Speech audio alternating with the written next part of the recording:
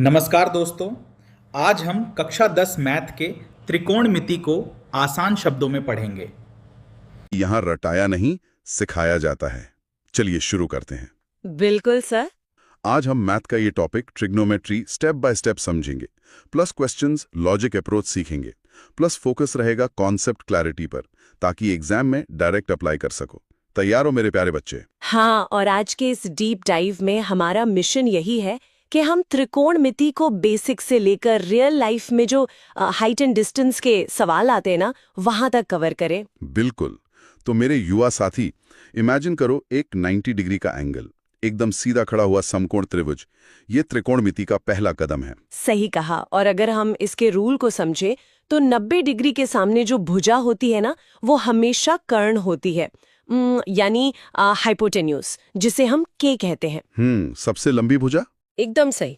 और जिस कोण या थीटा की हम बात कर रहे हैं, उसके ठीक सामने होता है लंब, यानी परपेंडिकुलर एल, और जो नीचे बच गई वो आधार है, यानी बेस ए। बहुत बढ़िया।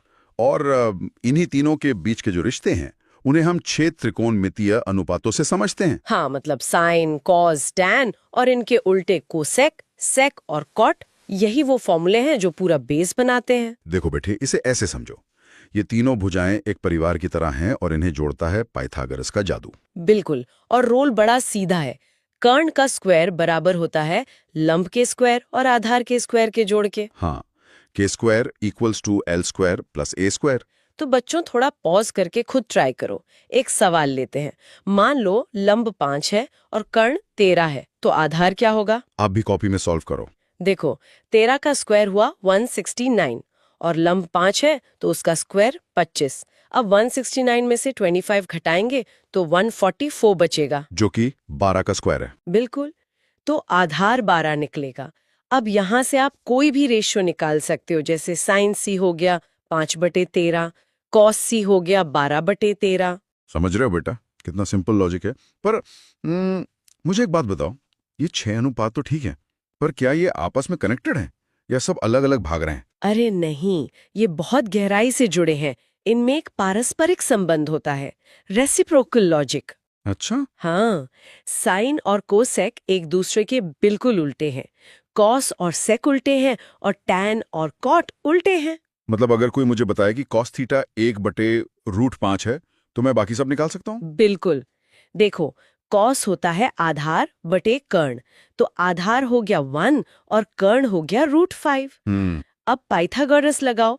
√5 का स्क्वायर 5 माइनस 1 का स्क्वायर 1 बचा 4, तो लंब आ गया 2। अरे वाह, तो साइन थीटा हो जाएगा लंब बटे कर्ण, यानी 2/√5। एकदम सही। और टैन थीटा हो जाएगा लंब बटे आधार, मतलब 2/1, यानी सीधा 2।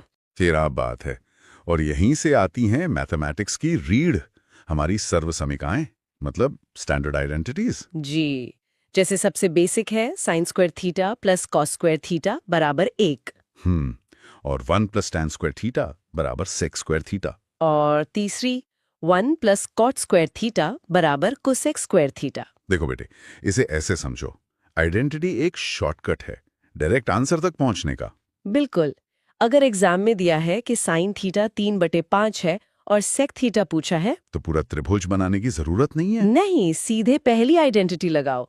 कॉस स्क्वायर थीटा हो जाएगा 1 माइनस 9/25, जो कि सॉल्व करके 16/25 आएगा। मतलब कॉस थीटा हो गया 4/5। हाँ, और क्योंकि सेक थीटा कॉस का उल्टा होता है, तो फाइनल रिजल्ट सीधे 5/4 आ जाएगा। बहुत बढ़िया। अच्छा, अभी तक हम सिर्फ डिग्री में खेल रहे थे, पर ये रेडियन क्या बला है? अगर बिल्कुल आसान भाषा में समझे तो ब्रह्मांड की भाषा रेडियन है। 2 पाई रेडियन का मतलब होता है पूरा 360 डिग्री का चक्कर। मतलब पाई रेडियन 180 डिग्री के बराबर हुआ। एकदम सही। और इसका फॉर्मूला है कोण बराबर चाप बटे त्रिज्या, आर्क बाय रेडियस। एक रियल लाइफ उदाहरण लेते हैं। मान लो त्रिज्या 42 सेंटीमीटर है और चाप 33 सेंटीमीटर है। तो कोण सीधा 33 को 42 से भाग देकर आ जाएगा, यानी 11/14 रेडियन। लेकिन अगर एग्जाम में इसे डिग्री में पूछ लिया तो? बहुत आसान ट्रिक है, बस 180/पाई से गुणा कर दो। जब 11/14 को 180/पाई से गुणा करोगे तो फाइनल रिजल्ट एकदम 45 डिग्री आएगा। समझ रहे हो मेरे प्यारे बच्चे?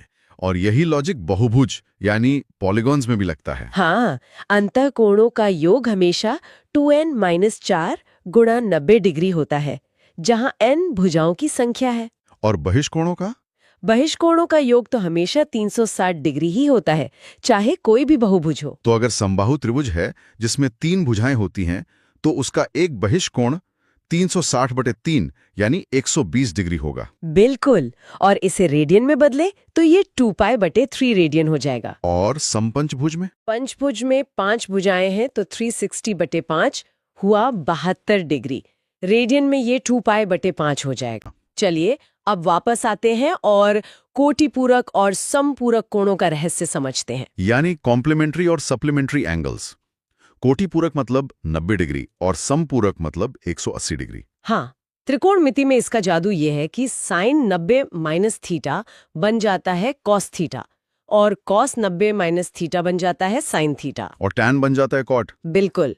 अब अगर सवाल आए कि साइन 43 डिग्री बटे कॉस 47 डिग्री क्या होगा, तो 43 और 47 मिलकर 90 होते हैं। जी, तो हम साइन 43 को साइन 90 - 47 लिख सकते हैं, जो कॉस 47 बन जाएगा। ऊपर भी cos 47, नीचे भी cos 47।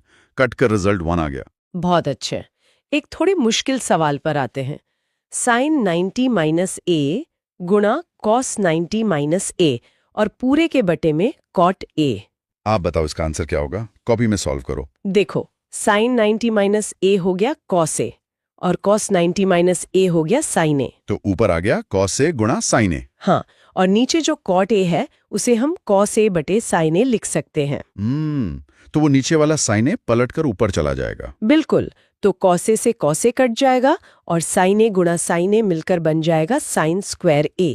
यही हमारा फाइनल रिजल्ट है। क्या बात है। और इन सवालों को जल्दी करने के लिए 0 से 90 डिग्री की टेबल याद होनी चाहिए। हाँ, पर रटना नहीं है। बिल्कुल नहीं। नोट करो बेटा, एक शानदार ट्रिक है। साइन का मान 0 से 1 तक बढ़ता है, जबकि कॉस का मान 1 से 0 तक घटता है। एकदम परफेक्ट। और कुछ एडवांस एंगल्स भी होते हैं, जैसे 15 डिग्री और 18 डिग्री। इनकी वैल्यू सीधे याद रखनी चाहिए। जैसे अगर सवाल हो 1 - sin 60 डिग्री बटे कॉस 60 डिग्री, तो सीधे वैल्यू रखो। साइन 60 होता है √3/2 और कॉस 60 होता है 1/2। ऊपर एलसीएम लेंगे तो वो 2 - √3/2 हो जाएगा। और नीचे वाले 1/2 के 2 से वो कट जाएगा, तो फाइनल उत्तर आ गया 2 - √3। बहुत बढ़िया। अब आते हैं उस महासंग्राम पर जहां ये सब असल जिंदगी में काम आता है, हाइट एंड डिस्टेंस। ये मेरा फेवरेट पार्ट है। अगर हमें किसी टावर की ऊंचाई नापनी हो तो क्या हम इंच टेप लेकर चढ़ेंगे? बिल्कुल नहीं, हम ट्रिग्नोमेट्री लगाएंगे। इसके लिए हमें उन्नयन कोण यानी एलिवेशन और अवनमन कोण यानी डिप्रेशन को समझना होगा।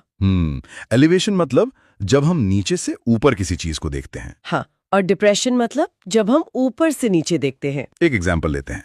मान लो एक पेड़ की परछाई 8√3 मीटर है और सूर्य का उन्नयन कोण 30 डिग्री है। तो हमें पेड़ की ऊंचाई h निकालनी है। यहाँ tan 30 का प्रयोग होगा, लंब बटे आधार। मतलब h बटे 8√3 और tan 30 होता है 1/√3। सही कहा। √3 से √3 कट जाएगा और ऊंचाई सीधा 8 मीटर निकल आएगी। और अगर एक 8√3 मीटर ऊंचे खंबे से एक तार बंधा हो जो जमीन पर 60 डिग्री का कोण बनाए, तो हमें तार की लंबाई यानी कर्ण निकालना है। यहाँ लंब और कर्ण की बात है तो हम साइन 60 का इस्तेमाल करेंगे, क्योंकि साइन होता है लंब बटे कर्ण। बिल्कुल। साइन 60 की वैल्यू है √3/2, तो √3/2 बराबर 8√3/x। √3 कट गया और x आ गया 16 मीटर। बहुत सिंपल।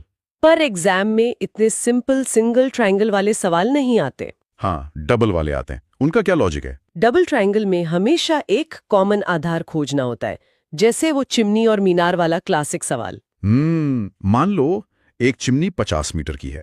मीनार के टॉप से चिमनी के बेस का कोण 60 डिग्री है और चिमनी के टॉप से मीनार के बेस का कोण 30 डिग्री है। तो पहले उस त्रिभुज को पकड़ो जिसकी ऊंचाई पता है, यानी चिमनी वाला त्रिभुज जिसका कोण 30 डिग्री है।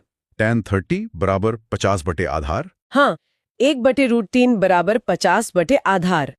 तो आधार आ गया 50√3। अब इस आधार को दूसरे त्रिभुज में डाल दो। एकदम सही। मीनार वाले त्रिभुज में tan 60 लगाएंगे, यानी √3 बराबर मीनार की ऊंचाई बटे 50√3। तो क्रॉस मल्टीप्लाई करने पर √3 और √3 बन गया 3 और 50 गुना 3 हो गया 150 मीटर। मीनार की ऊंचाई आ गई। ऐसे ही नदी के पुल वाला सवाल होता है। एक 100 मीटर ऊंचा पुल है, नदी में दो बिंदुओं का अवनमन कोण 30 डिग्री और 45 डिग्री है। तो उनके बीच की दूरी कैसे निकलेगी? पहले 45 डिग्री वाले छोटे त्रिभुज से दूरी निकालो। tan 45 1 होता है, तो वो दूरी 100 मीटर ही आएगी। फिर 30 डिग्री वाले बड़े त्रिभुज से पूरी दूरी निकालो, जो कि 100 √3 आएगी। अब दोनों नावों के बीच की दूरी निकालने के लिए 100 √3 में से 100 घटा दो। मतलब 100 कॉमन लिया, ब्रैकेट में √3 - 1। √3 होता है 1.732, उसमें से 1 गया तो 0.732, 100 से गुणा किया तो 73.2 मीटर। बहुत ही शानदार कैलकुलेशन। हीरो हीरोइन एक आखिरी सबसे इंपॉर्टेंट सवाल, भवन और झंडे वाला। 40 मीटर के भवन पर एक झंडा लगा है और जमीन से झंडे के टॉप का कोण 45 डिग्री है और झंडे के बेस का कोण 30 डिग्री है। झंडे की ऊंचाई बतानी है। इसमें पूरा लंब 40 + h हो जाता है। बड़े त्रिभुज में tan 45 लगाएंगे तो आधार x की वैल्यू 40 + h आ जाएगी। और छोटे त्रिभुज में tan 30 लगाएंगे तो x की वैल्यू 40 √3 आ जाएगी। अब दोनों x को बराबर कर दो, 40 + h बराबर 40 √3। तो h हो गया 40 √3 - 40। 40 कॉमन लिया, √3 - 1। मतलब 40 को 0.7 से गुणा किया तो झंडे की ऊंचाई आ गई 28 मीटर लगभग। पूरा लॉजिक एकदम शीशे की तरह साफ हो गया। सोचकर देखिए कि ये त्रिकोणमिति सिर्फ किताबों में नहीं, जीपीएस और आर्किटेक्चर में हर दिन हमारे काम आ रही है। तो दोस्तों